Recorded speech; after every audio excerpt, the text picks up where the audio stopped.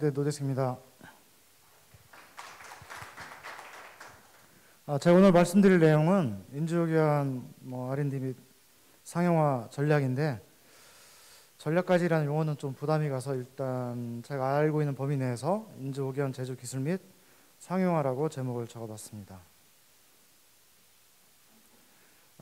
먼저 인조교환의 역사 및 특징, 그리고 제조 공정, 그 다음에 제가 이제 벌크겐이라고 부르는 게 있는데, 그 벌크겐 산업 및 시장, 그리고 상용화 제한이라고 할 수 있겠죠. 이렇게 진행을 하도록 하겠습니다.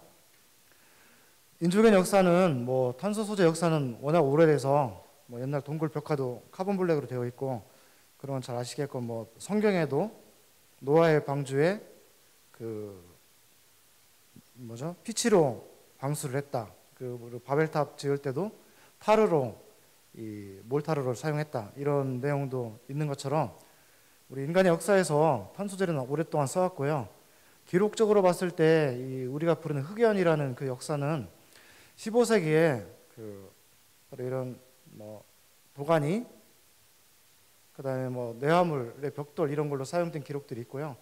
1550년도에 그 흑연에 잘 미끄러지는 성질, 그리고 미끄러지고 잘 달라붙는 성질 때문에 연필로도 사용을 됐습니다. 그러다가 잘 알고 계시다시피 1800년대에 산업혁명 이후에 아크로에도 사용되었고, 그리고 볼타가 1차 전지에 전격 막대로 흑연을 사용한 기록들이 있고요.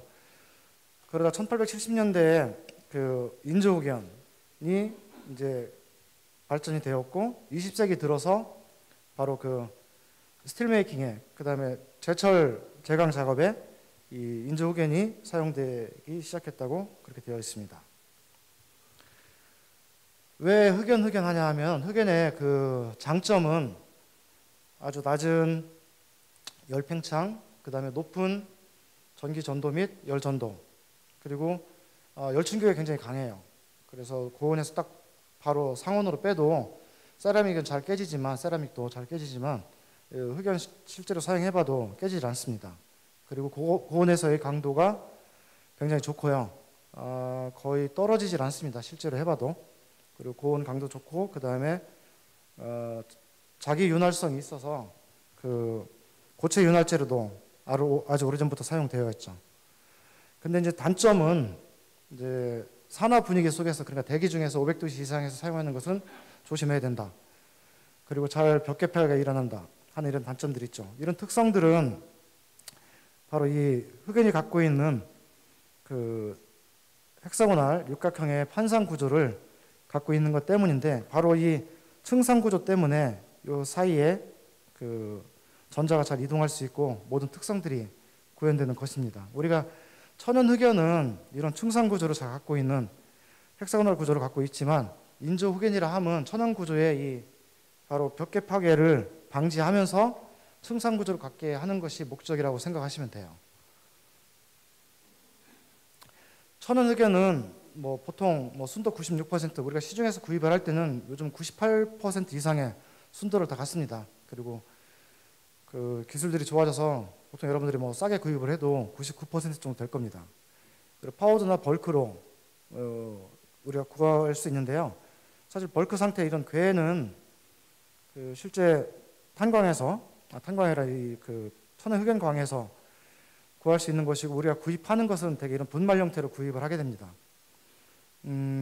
이 세 번째 사진에서는 이 분말을 10,000대 정도로 확대한 것인데, 확대해보면 바로 이렇게 층상 구조가 잘 정렬되어 있는 것을 알 수 있어요. 이 앞에서 흑연의 단점 중에 이 벽계 파괴라는 것이 있었는데, 바로 천연 흑연을 사용을 하면 잘 발달된 이 층상 구조 때문에 모든 성질이 좋은 게 나타나지만, 그것 때문에 기계적 강도가 약해서 잘 부서져요. 그러니까 우리가 천연 흑연을 바로 사용하지 못하고 인조 흑연으로 사용을 하게 됩니다. 만들어서 어떻게? 이런 식으로 저희 연구실에서 제조한 건데요.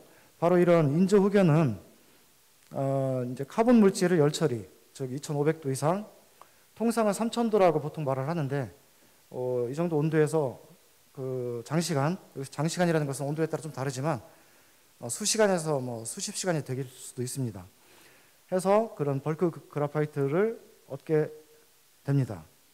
응용처는 앞에서 말씀드린 그런 우수한 특성들 때문에 앞에 말씀드린 것 중에 제가 강조 안 한 부분이 있었는데 내식성이 굉장히 좋아요.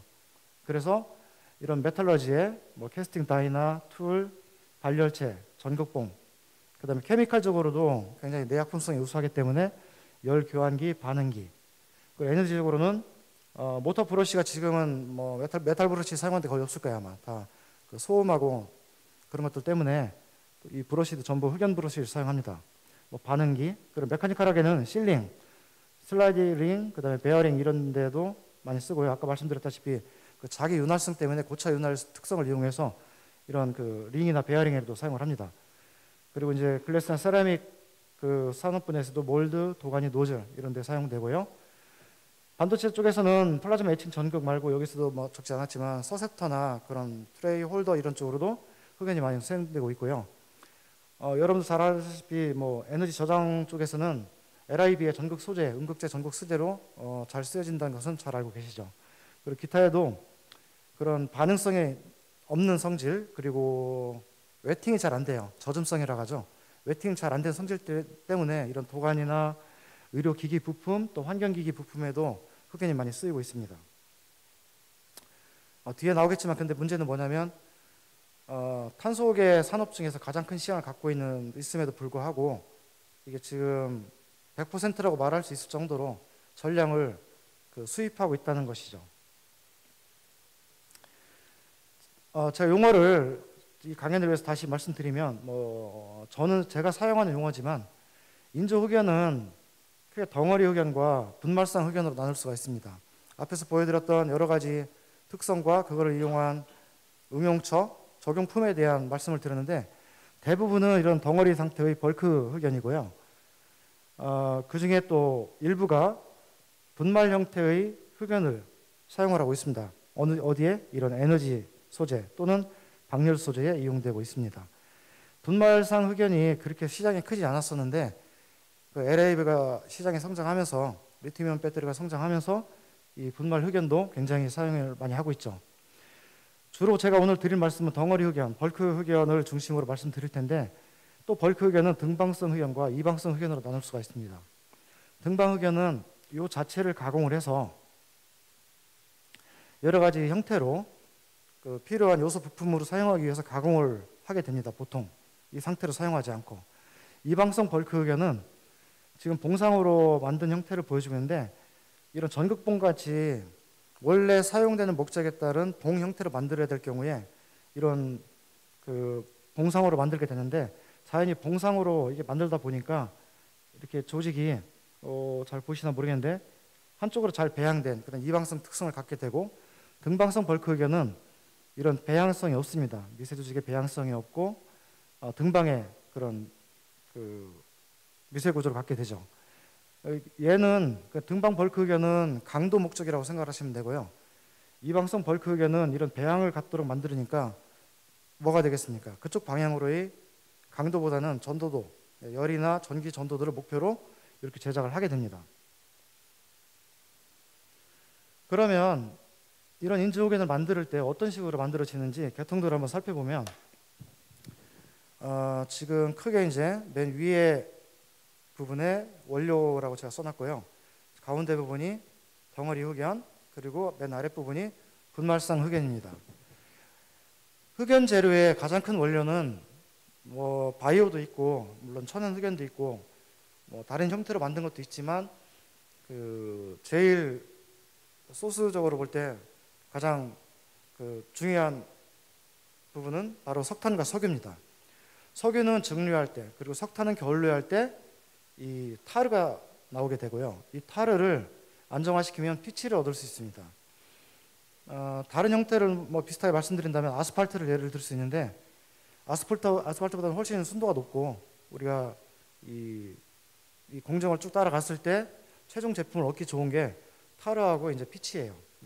출발 물질은 석유, 뭐 석탄이지만 타르라고 생각하시면 됩니다. 갈수록 이제 탄소 함량을 높이는 과정이고요. 이 피치를 코킹을 하면 코크스가 되고 이 코크스를 딜레이드 코킹을 하면 침상 코크스가 되고 보통 뭐 레귤러 코킹을 하면 피치 코크스 또는 석탄 코크스가 됩니다. 이 코크스를 분쇄 및 분급을 하면 이 아래쪽에 코크스 분말을 얻을 수 있고요. 이 코크스 분말이 실제 인조 흑연을 만들게 되는 뭐 현장이든 실험실적이든 그 원료가 되는 겁니다. 자, 이거를 결합제를 이용해서 다시 가운데 열로 따라가면 덩어리 흑연을 만들 수 있고, 이 분말을 특정한 형태로 특정한 목표로 열처리를 다시 하면 분말상 흑연, 에너지 부품에 이용되는 그 흑연 소재로 이용될 수 있는 거예요. 그러면 이 코크스 분말에서 덩어리 흑연을 만들던 분말상 흑연을 가든 어떤 중간 처리를 해야 되는데, 오늘은 이 덩어리 흑연, 벌크 흑연에 대해서 말씀드릴 거니까 이 가운데 열에 대한 설명을 좀 더 해보도록 하겠습니다. 인조 흑연 제조 공정은 아까 앞에서 말씀드렸다시피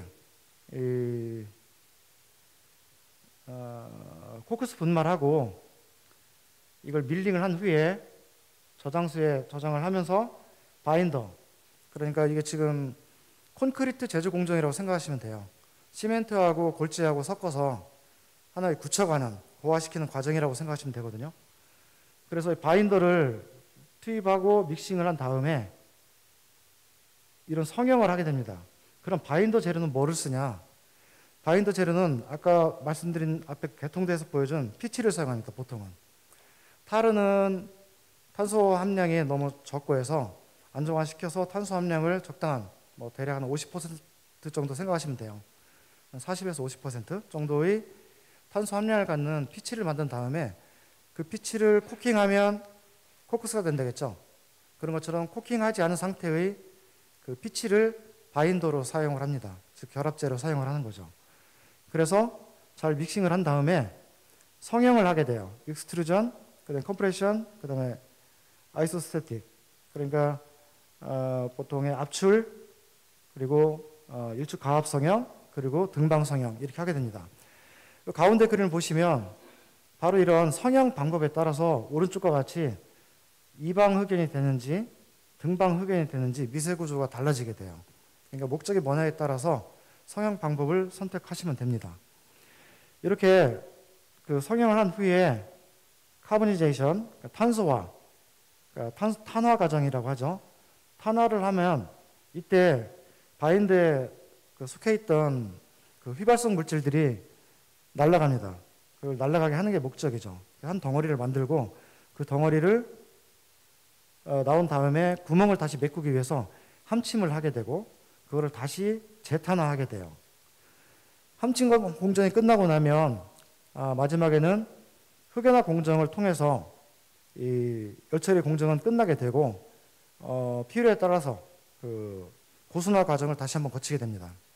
고순화 흑연은 주로 반토체급이나 가장 고순화를 요구하는 흑연 분야는 원자력급 흑연이에요. 원자력급 흑연은 수 ppm 이하 정도의 그 순도가 필요하기 때문에 반드시 고순화 처리를 해야 됩니다. 그리고 기계 가공을 통해서 제품에 적용을 하게 되는 것이죠. 이 아래쪽 그림을 보시면 이 굵게 보이는 이 입자는 그 이제 미세 구조를 표현한 것인데 코크스, 골재라고 생각하시면 돼요. 지금 콘크리트 작업에서의, 그리고 그 바깥쪽 부분에 이걸 결합하고 있는 결합제, 피치라고 생각하시면 됩니다. 이게 열처리하는 도중에 바로 보이드라고 표기했지만 기공이 생기기 때문에 이 기공을 메꿔주기 위해서 함침을 하게 되는 것이고, 열처리를 하면 이런 내부 구조가 이렇게 그 빈 공간이 생긴 것이 메꿔지기도 하고, 결정학적으로는 맨 오른쪽 아래 그림처럼 코킹을 했을 때 이 흑연 판상 구조가 벌어져 있다가 흑연화 열처리 2500에서 300도씨의 흑연화 열처리를 하게 되면 쫙 펴지는 그 흑연화가 완료되면 이렇게 그 헥사고널 스트럭처를 갖게 됩니다. 뭐 공정도로 이렇게 간단하게 표기를 해서 여러분들이 이해를 도와드리려고 했지만 사실 각 공정별로 이 각 현장에 맞는 노하우를 많이 축적을 해야 돼요. 그렇지 않으면 중간에 깨진다거나 열처리 도중에 갈라진다거나 심한 경우는 뭐 폭발한 것처럼 터지기도 합니다. 이 전체 공정을 다시 한번 말씀드리면 아까 뭐 콘크리트의 골재와 시멘트 사이의 관계라고 이렇게 설명을 드렸는데 좀 더 뭐 열처리까지 포함을 한다면 적벽돌 만드는 과정이라고 뭐 크게 생각을 하시면 공정 이해하는 데 큰 무리는 없을 거라고 생각합니다. 그래서 각 단계별로 이제 코크스와 피치 가지고 설명을 해보겠습니다. 지금 코크스 분말을 파쇄 및 조분쇄를 해서 입자 크기를 조절을 하고 또 미분쇄를 하게 됩니다. 미분쇄를 하면 원료 측량을 하고 거기에 이제 결합제를 혼합해 주죠. 결합제는 아까도 말씀드렸다시피 주로 피치를 사용하게 되는데 피치를 사용하지 않고 뭐 그냥 일반적인 레진을 사용해도 괜찮아요.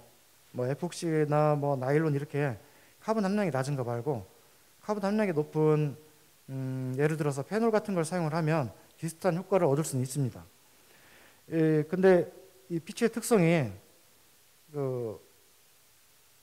일단 뭐 그 점성을 낮춰줘야 잘 섞이니까 온도를 높여서 보통 160, 170도에서 한 300도 이내 그 정도 범위 내에서 온도를 올려서 이 혼합을 해야 되기 때문에 점도나 유동성 그리고 충전재 간의 뭐 이체작용 이런 것들이 좀 필요하고요. 그런 유변학적인 그런 경험도 많이 데이터도 많이 쌓아야 작업을 원활하게 할 수 있습니다.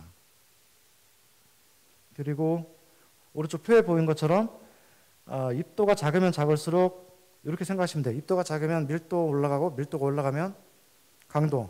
주로 이제 흑연 쪽에서는 굽힌 강도가 제일 중요한데 굽힌 강도가 올라간다고 생각하시면 되고 입도가 커지면 밀도는 떨어지고 강도는 떨어지지만 커지면 커질수록 그러니까 출발 입자가 커지면 커질수록 그 판상 헥사고널 판의 크기가 커지기 때문에 전도도는 좋아진다 이렇게 생각하시면 되겠습니다.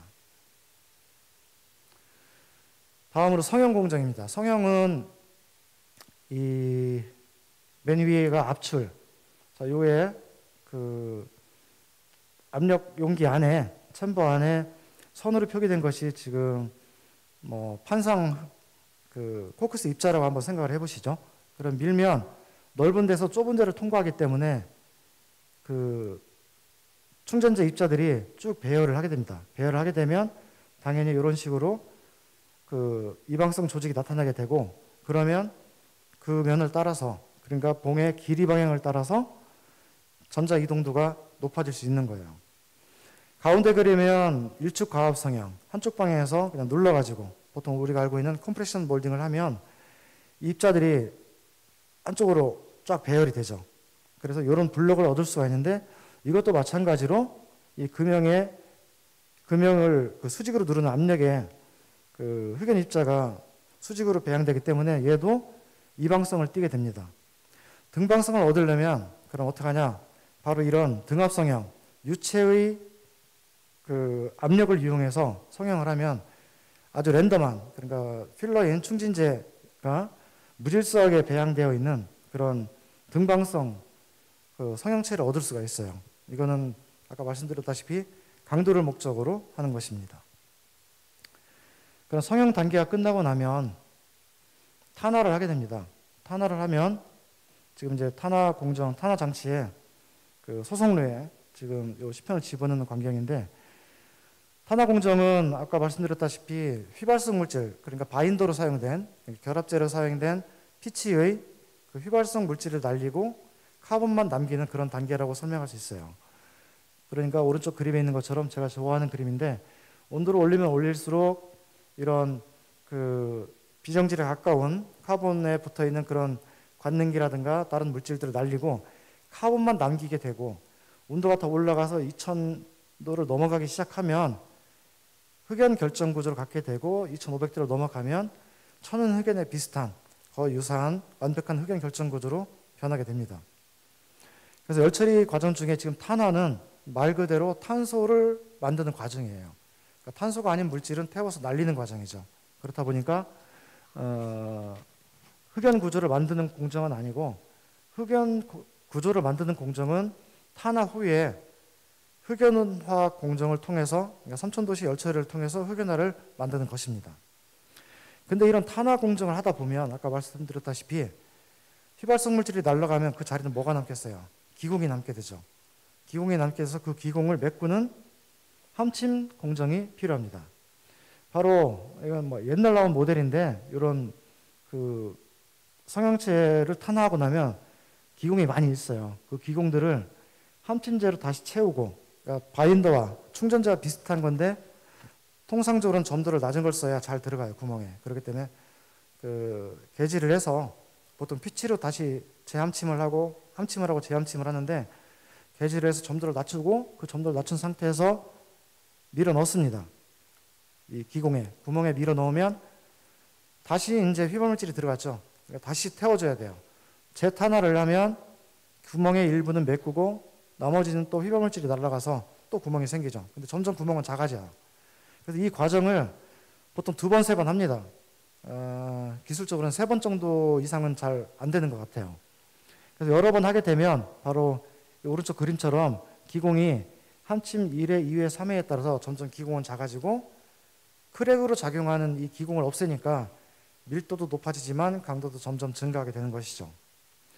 함침하는 방법은 제조된 기물을, 아래쪽 그림 보시면 기물을 집어넣고 가압을 해서 피치를 밀어 넣는 방법이 있고요.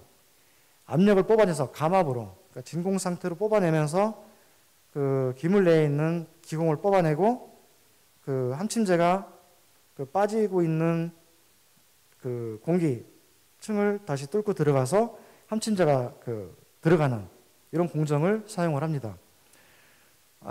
저희 연구실에서도 이걸 많이 해봤는데 결국은 감압 후 가압, 감압 후 가압, 이 반복 작업이 훨씬 더 좋다는 걸 알게 됐어요. 그런 거를 기술적인 내용이라 논문에 꼭 쓰진 않았는데, 감압과 가압을 동시에 교대로 진행을 하면 훨씬 더 좋은 효율을 얻을 수가 있습니다.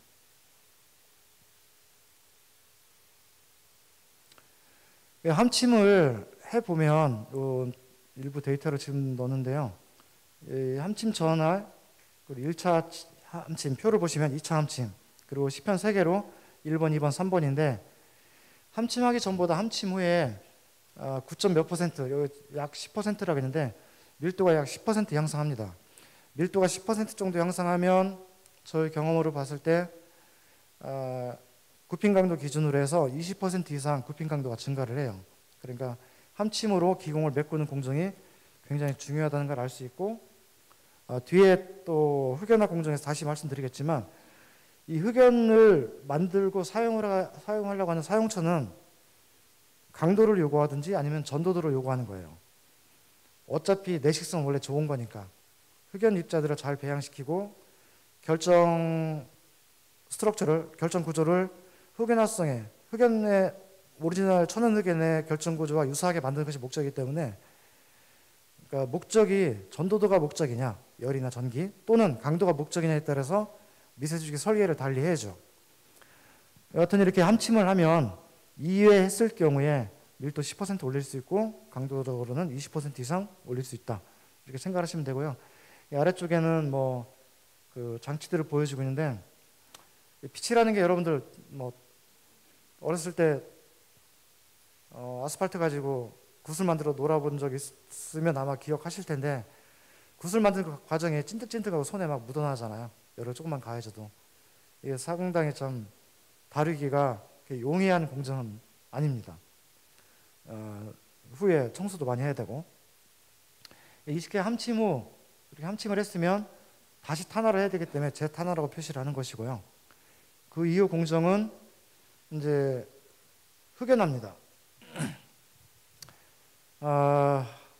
제가 여기 지금 흑연화로는 제가 싫지 않았는데요. 흑연화 공정을 보통은 산업적으로는 대량으로 해야 되기 때문에 에치슨이라는 로를 이용을 해야 됩니다. 에치슨 로. 근데 조그맣게 스페셜한 그레이드의 작은 부피의 기물을 생산한다거나 또는 실험실적으로 연구를 한다거나 할 때는 우리나라가 그 진공 흑연화로는 상당히 기술이 올라와 있어요. 그래서 국산으로도 저희가 가지고 있는 지금 흑연화로도 2개가 있는데 둘 다 국산이거든요. 상당히 잘 돌아가고 있습니다. 그러니까 어느 정도 기물 크기가 된다면 진공로를 사용해도 아주 스페셜 그레이드나 실험용으로는 문제 없는 것 같습니다. 흑연화 후에 지금 탄화 및 흑연화, 탄화 흑연화인데 밀도, 기공도, 전기 비저항, 굽힘 강도 모두 특성들이 강도 빼고는 다 좋아집니다. 계산해 보시면 20에서 30% 정도 좋아요. 지금 밀도도 맨 왼쪽 그래프를 보시면 탄화 후보다 흑연화 후에 1.69가 안 됐었는데 1.72에 가깝도록 밀도가 상승합니다. 그리고 따라서 기공률도 16% 정도에서 한 6. 몇 프로 정도로 떨어져요. 여기 있네요. 그 17.3에서 7.99로 떨어집니다. 전기 비저항 역시 그 25.55에서 마이크로미터로 봤을 때 흑연하고 나면 18.03으로 떨어져서 전도도가 좋아지게 되죠. 근데 강도는 감소합니다. 36 메가파스칼에서 9핀 강도로 했을 때 19.1로 상당히 떨어지죠. 탄화 과정에서는 밀도를 올리는 것이 무조건 강도를 높이는 그 비례 관계를 갖게 되는데, 흑연화는 바인더만을 탄화시킨 그 공정을 넘어서 충전지하고 바인더 모두를 천연흑연의 헥사고널 결정 구조를 만드는 공정이기 때문에 전체가 그 구조가 변하게 돼요. 그때 한쪽으로 쫙 펴지니까 맨 앞에서 말씀드렸다시피 천연흑연의 그 단점인 그 벽계파괴, 브리케이지가 잘 일어나기 때문에 흑연화 공정을 하고 나면 강도는 떨어지는 것 같습니다. 제가 이 데이터는 아직까지 나온 데이터 중에서는 강도가 올라가는 경우는 못 봤지만 아마 이거를 설계할 수 있다면 되게 좋은 상황을 만들 수 있을 것 같아요. 또 중요한 거는 여기 보시다시피 아래 표에서 부피 수축률이 2.86%라고 제가 표기를 했는데, 이게 지금 흑연의 층간거리가 멀었다가 흑연화를 함으로써 이게 천연흑연의 각밖에 줄어드는 거거든요. 줄어들어야 안정한 구조로 갖는 거니까. 근데 그러다 보니까 볼륨 전체를 보면 수축이 많이 될 거예요. 그래서 잘못하면 수축률이 거의 30%에 육박합니다. 그렇게 되면 어떻게 되겠어요? 김을 잘 만들어 놓고 흑연화 공정 끝나고 나면 대부분을 버리게 되는 그런 상황이 올 겁니다. 그래서 흑연화 공정에서는 오른쪽 그림처럼 사진처럼 기물의 형태가 변하지 않게 설계를 하는 것도 굉장히 중요해요. 그래서 각 공정별로 그런 아카데믹한 지식과 또 실험적인 노하우, 그리고 기술 공정적인 경험, 이런 것들이 다 있어야 된다고 봐요. 상당히 그 간단한 단계 같기도 하지만 세부적으로 보면 결코 간단하지 않고, 그렇다고 너무 겁내서 무서워할 필요는 없어요. 저희는 하여튼 이 정도 2에서 한 5% 정도의 부피 수축률에서 관리를 하고 있습니다. 다음으로는 이제 최종 제품으로 가려면 이런 벌크 흑연을 등방성 기준이죠. 벌크 흑연을 가공을 하게 됩니다. 물론 전극봉도 가공을 하게 돼요. 가공을 해야 이 전극에 끼워서 쇳물을 녹일 때 이용할 수 있으니까요. 그렇지만 여기서는 그 등방 흑연의 기계 가공 위주로 설명을 하겠는데, 얘가 방향에 따라서 내마모성이 좋기도 하고 나쁘기도 하기 때문에 흔히 말하는 거 있죠. 흑연 가공을 하면 선반 버린다. 흑연 가공을 하면 NC 머신 버린다. 그래서 흑연 가공을 잘 안 맡아주잖아요. 흑연 가공은 반드시 흑연 분말 집진 장치가 달려있는 그런 가공집에서 가공을 해주는데, 텅스텐 카바이드나 세라믹 또는 다이아몬드 가지고 가공을 하게 됩니다.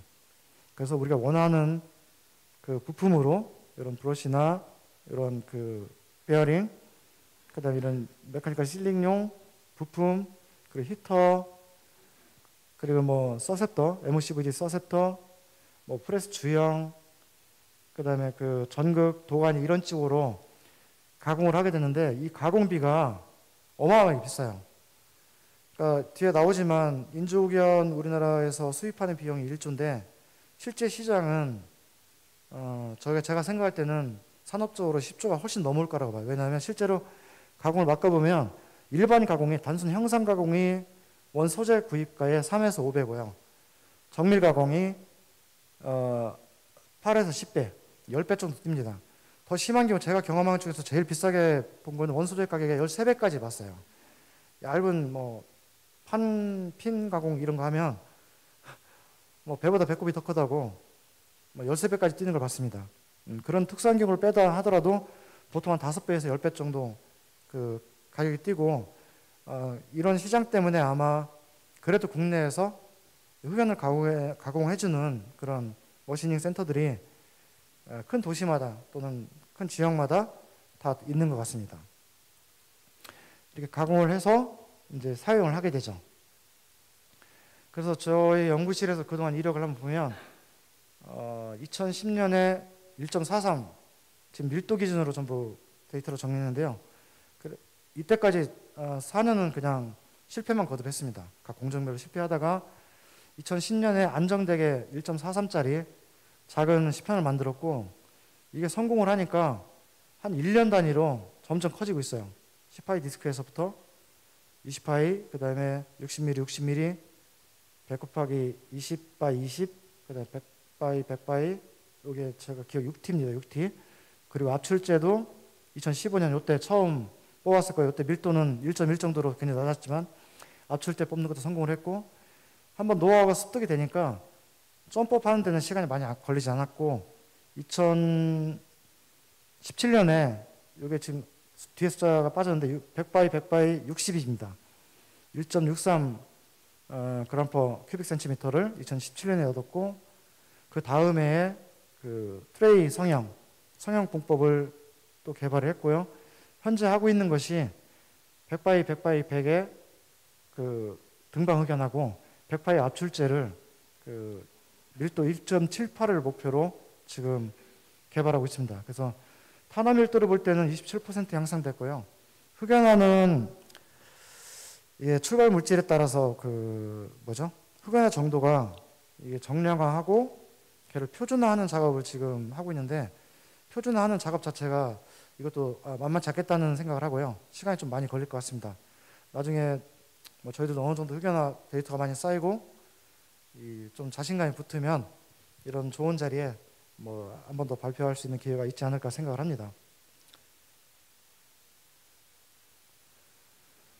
산후미 시장, 요거는 제가 학교에 있는 사람이라 좀 부담스러운 부분이긴 하지만, 그래도 제 꿈이 은퇴하기 전에 어떤 한 부품이라도 흑연 국산하는 것이 목표이기 때문에 시장에 대한 거는 꾸준하게 저희들이 모니터링하고 할 수 있는 범위 내에서 조사를 했거든요. 일단 요소 기술을 살펴봐야 됩니다. 공정상에서 요소 기술 보면 원료 기술, 그러니까 피치와 침상 코크스, 등반 코크스, 그러니까 원료에 대한 기술이 있어야 되겠고요. 아까 말씀드렸다시피 성형 기술이 굉장히 중요합니다. 근데 성형에 대한 거는 그 압출 기술은 우리가 다른 산업 분야에서 되게 노하우가 금속이라든가 세라믹 계통은 꽤 노하우가 축적되어 있는 기술자분들이 많은데, CIP는 그렇게 많은 것 같진 않아요. 근데 한 5년 전에 비하면 우리나라 수준도 꽤 올라온 것 같습니다. 제가 장비를 직접 써보면.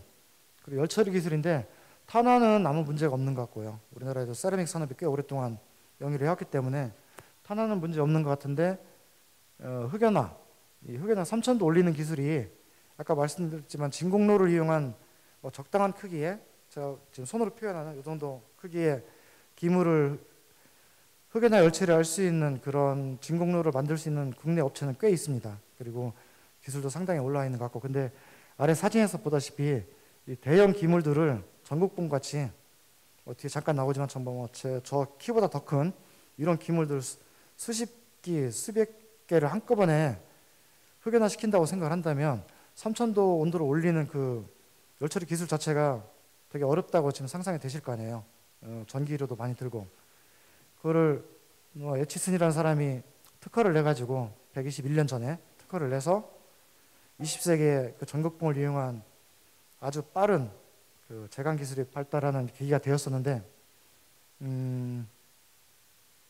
우리나라에는 현재는 그 이비덴, 일본에 이비덴 한국 그 지사라고 해야 되나요? 거기에 이 에치슨 타입의 흑연화를 운영하는 걸로 알고 있습니다. 이거를 또 우리가 극복해야 될 하나의 과제인 것 같고요. 어차피 이 전체 이 계통 요소 기술에서 나중에는 우리가 기술 개발한다 하더라도 결국은 비용 문제가 이제 실질적으로는 경쟁력에서의 그 밀리냐 우위를 차지하느냐 이런 차이가 되겠죠. 지금 우리가 경쟁해야 되는, 만약에 국산화를 해서 당연히 그래야 되겠지만 국산화를 해서 그 기술로 얻어진 제품을 우리가 직접 쓰고 나중에 수출까지 해야 되려면 현재 시장을 점유하고 있는 그런 기존 업체들, 또 대기업들이죠. 글로벌 대기업들을 어떻게 이길 수 있을까? 결국은 제품 성능은 당연한 거지만 100년 이상 된 그 사람들을 따라잡기에는 앞으로도 시간이 많이 걸릴 것이고 결국에는 가격이 결정할 거라고 생각합니다. 그러니까 각 요소 기술에 대한 아까도 말씀드린 다행히 우리가 이미 가지고 있던 이런 기술들은 경쟁할 것 같아요. 근데 CIP나 흑연화 같이 이런 흑연화 공정, 로 기술 이런 것들은 그런 가격 경쟁에서 좀 많이 투자가 좀 필요하지 않을까 이렇게 생각합니다. 그리고 마지막으로는 품질 표준화 및 상품화. 이 앞 페이지에서 제가 흑연화 얘기할 때 데이터가 그렇게 많지 않아서 그렇게 말씀드렸지만 데이터가 한 수백 개, 한 1000개 이상은 돼야 좀 표준화라는 용어를 사용할 수 있겠더라고요. 제가 해보니까. 근데 흑연화는 그 정도까지 아직 못 해봐서 말씀드린 것처럼 이 품질 표준화를 좀 할 필요도 있다고 생각을 합니다. 나중에는.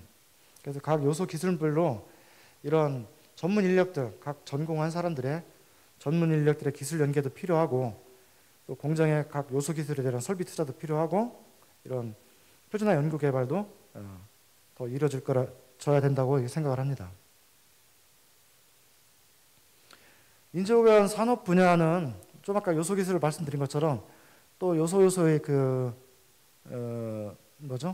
원료와 원료 기술, 그 다음에 요소 기술도 좀 더 세분화해서 표현을 했는데 이것들이 결국 다 아래쪽에 응용품이 사용이 안 되는 곳이 없거든요.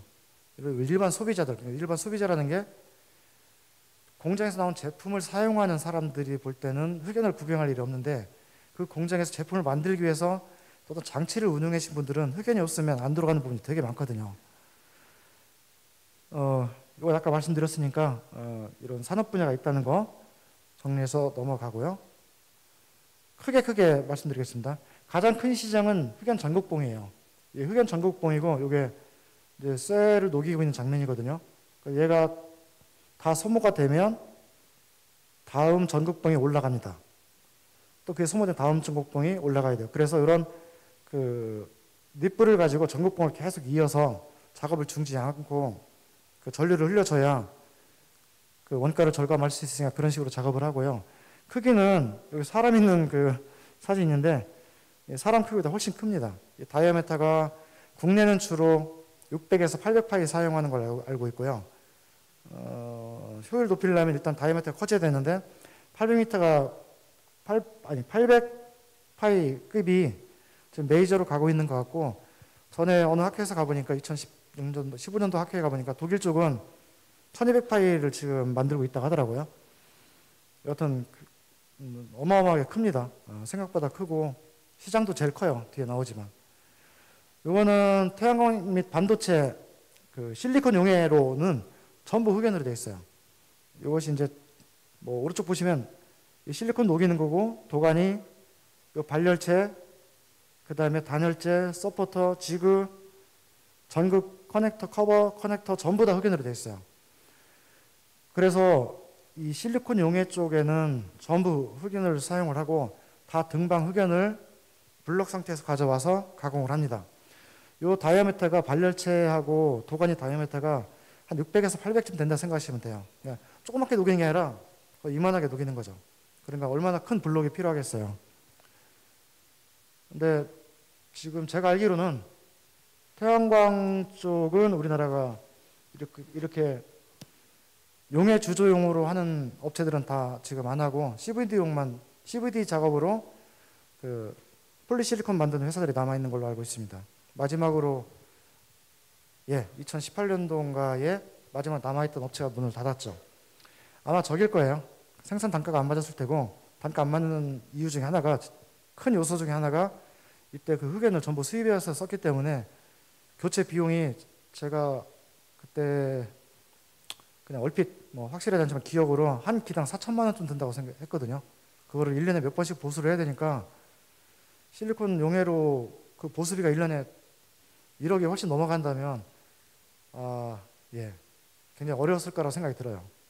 지금은 CVD한 업체만 남아있다고 합니다. 이거는 고로의 안쪽, 아래쪽 이게 이제 위에서부터 쭉 이제 철광석하고 그 석탄에서 뽑은 코크스 집어넣어가지고 녹여가지고 아래쪽에 샘물이 나오는데 샘물이 만들어진 아래쪽 하단부는 전부 벌크 흑연으로 되어 있습니다. 여기 보시면 뭐 이것도 사실 얻은 정보라 부정확할 수 있는데 고로 인기당 블럭 약 2,000개, 엄청 큰 블럭 2,000개를 사용한다고 합니다. 근데 이거는 고로 보수는 뭐 몇 년에 한 번씩 하는 정도가 아니기 때문에 예, 굉장히 큰 일이고요. 다음으로는 원자력급 흑연인데 원자력급 흑연은 차세대 그 젠포락에서 4세대 원자로에는 반드시 흑연이 필요하지만 이건 좀 현재 우리 기술로도 갈 길이 좀 멀다고 생각합니다. 크기만 문제가 아니라 순도 조절한다는 게 쉬운 일이 아니기 때문에 가장 나중에 아마 개발해야 될 부분이라고 생각을 해요. 5ppm 이하라고 되지만 실제로는 뭐 2, 3ppm도 안 되는 것 같습니다. 그리고 이 다음부터는 이제 화학 산업용, 그다음 전기 분해용 양극판, 그다음 죄송합니다. 너무 빨리 갔네요. 그 열 교환기, 산 세척 용기 다 흑연 사용하고 도금 공장에서도 흑연 굉장히 많이 쓰고 그다음에 방전 가공용 요 시장도 상당히 크거든요. 그러니까 플라스틱 사출용 금형 그러니까 보통 이제 SKD 보통 61종을 쓰는데 그 강을 금형을 가공하는데 흑연 전극을 이용해서 금형을 가공합니다. 그 전극 가공용 흑연 전극이 시장이 굉장히 크고요. 우리나라 사출 시장이 워낙 커졌기 때문에 이런 방전 가공용 흑연 시장도 상당히 큽니다. 그리고 야금 열 처리용 흑연이 또 그 시장이 굉장히 커요. 이건 다품종이에요. 다품종. 그냥 큰 것도 있고 작은 것도 있고 실험실용으로 또만 조그만 업체에 사용하는 조그만 도가니까지 포함한다면 굉장히 그 규격이 다양한 전부 가공으로 만들어집니다. 앞에 설명했다시피. 그리고 기계 부품용 흑연도 작은 부품들까지 많기 때문에 이것도 무시할 수 없는 시장이고요. 그래서 이런 인조흑연 산업 분야가 뭐 태양광, 반도체, 에너지 저장, 철강, 그리고 기타 부품까지 많이 있지만 표에서 보다시피 그 한국의 기술 수준은 한 30% 정도, 그 다음에 시장은 이게 15년, 14년 자료인데 이때 일주가 좀 안 된 걸로 저도 분석을 했고 다른 기관도 같이 분석을 했는데 중요한 건 오른쪽 표에 빨간색으로 표기된 수입 의존도가 100%라는 겁니다. 뒤에 보시면 조금씩 판매하는 곳은 있어요. 지금 잠깐 소개해 드릴 텐데 그래서 그 퍼센트가 여기 퍼센트에 기여할 만큼의 퍼센트가 안 돼요. 그렇기 때문에 100% 수입한다고 생각하시면 되고 아직까지는요. 이런 메이저 회사를 갖고 있는 기업들이 국가들이 시장을 쥐고 흔들고 있어요. 뒤에 시장 현황 잠깐 보여드리겠습니다. 이거는 각 그 독과일 카본, 도요탄소, 메르센, 이비덴, 포코, SGL, 니폰 카본 쪽이 있는데 스펙을 제공 안 하는 것도 있습니다. 그리고 이거는 그쪽에서 대부분 좋다고 우리나라 안에서 많이 사용되는 제품들에 있는 스펙인데 제가 알기로 이게 유튜브로 지금 생중계되고 나중에 아마 다시 볼 수 있는 기회가 있으니까 그냥 이 표를 서비스로 제가 드린 건데 이 오른쪽에 이렇게 각 그 제품별로 사용 용도가 있거든요. 중요한 거는 벌크 덴시티가 제일 중요하고 아마 이거 사용하시는 분들도 이걸 선택해서 사용하시면 될 것 같아요. 근데 시장 변동을 보면 저희 좀 약간 뭐 관심 가져야 될 부분도 있습니다. 국내 시장도 2018년에 1.06조 원이었다가 27년 1.57조 약 50% 이상 증가하는 걸로 보고 있고요. 음극재, 등방흑연, 전극봉 따로 내놨다 놓고 보더라도 이 40% 이상 시장은 성장할 걸로 보고 있습니다. 특히 뭐 지금은 주로 벌크 얘기를 했지만 음극재 분말용은 20% 가까이 증가한 적도 있어요. 16년인가에. 그리고 오른쪽에 써있는 이 톤당 가격은 아래쪽 킬로그램이지만 톤당 가격은 급격히 올랐을 때를 제외한 보통의 통상 가격을 표기를 한 겁니다. 자, 인조흑연 전체 수입액을 보시면 지금 오다가 생각해 보니까 원자를 뺐어야 되는데 이게 1,200억 이제 1조 2천억이 좀 Y축이고요. 보시면 2차 전지용 분말, 그 다음에 전극봉, 등방흑연 이게 지금 수출입 무역 통계 기준입니다. 저 연구실에서 옛날부터 쭉 모니터링하면서 관리하던 것인데 여기 보시면 인조흑연 전체 수입이 갑자기 2018, 19년도에 늘어났고 2015, 16에 줄어든 것처럼 보여요. 근데 2015, 16에 크게 줄어든 이유는 15, 16, 17년도에 태양광 업체들이 많이 문을 닫아서 큰 등박이한 수입하는 것이 많이 줄었을 거고요. 그 다음에 18년, 19년도에 갑자기 상승한 것처럼 보이는 이유는 이때 전국본 가격이 4,000불씩 하다가 톤당 4,000불 하다가 원인은 나중에 말씀드리겠습니다. 그 28,000불까지 7배 뛰는 적이 있어요. 2년 동안. 그래서 엄청 늘은 것처럼 보이고 2020년도에는 그게 또 안정화돼서 그게 가격이 툭 떨어진 것처럼 이렇게 보입니다. 참조하시고요. 국가별로도 분류를 한번 해봤는데 지금 옛날에는 일본께 주로 제일 많이 팔리다가 중국계 지금 굉장히 많이 치고 올라왔고 미국 제품도 꽤 성장을 하다가 지금 오히려 독일 것이 조금 더 수입되는 프랑스와 독일 제품이 더 수입되는 이런 양상을 보이고 있습니다. 지금 그러니까 파란색으로 보이는 중국하고 주황색으로 보이는 일본이 우리나라 시장 전체를 지금 장악하고 있는 거나 마찬가지고요. 이 상황은 전 세계적으로도 좀 비슷합니다. 상용화된 얘기는 뭐 아까 말씀드렸듯이 전체를 다 수입하고 국내에서는 가공해서 소비자한테 판매한 형태를 갖고 있고요. 다행인 거는 기사 검색만 해봐도 아실 텐데 포스코케미칼에서 전국본 국산화 지금 시작을 했고 그리고 배터리 핵심 소재 또 국산화 시동을 했고 그래 그즉 이 얘기는 흑연화 공정을 한다는 얘기죠. 그리고 PMC텍이라고 포스코의 또 계열사입니다. 여기서 침상 코커스를 만들어서 프리미엄 품질을 인증했대요. 만약 국내에서 산업이 형성이 되면 원료 공급에 대한 걱정은 좀 안 해도 되겠죠. 왜냐하면 장사가 된다면 지금 PMC텍이 광양에 있으니까 포항에도 또 만들 수도 있고 그런 가능성은 얼마든지 있다고 생각합니다. 아까 원료에서 석유, 석탄 때문에 우리나라는 가능하다고 생각을 했었는데 그 원료에 대한 요즘 원료 가진 사람이 갑이잖아요. 근데 국내에서도 이런 밸류체인이 자꾸 생기는 걸 보니까 원료에 대한 걱정도 뭐 덜지 않을까 그렇게 기대를 해봅니다.